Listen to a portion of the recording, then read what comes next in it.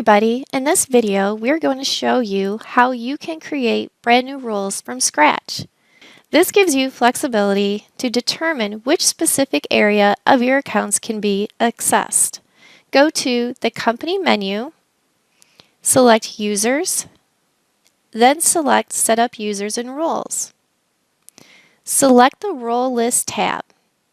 You have the options to create a new role or edit, duplicate, or delete a current role. Select New. Give the role a name and description. I would name it something that shows its permission level, such as Sales Manager.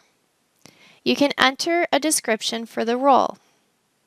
I'm going to put in here to have full access to estimates, invoices, override the credit limit, sales orders, and sales receipts. In the Area and Activities section, I'm going to drill down on customers and receivables. Now go through each activity and select None, Full, or Partial to set up the role's permissions. I will choose full access to estimates, invoices, override credit limit, sales orders, and sales receipts. Once you've set permissions for each area, select OK to save.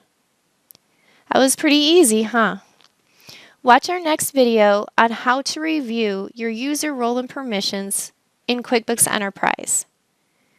Please don't forget to subscribe and hit the notification bell. You will be alerted when I create another video like this. And as always, thank you so much for watching my video.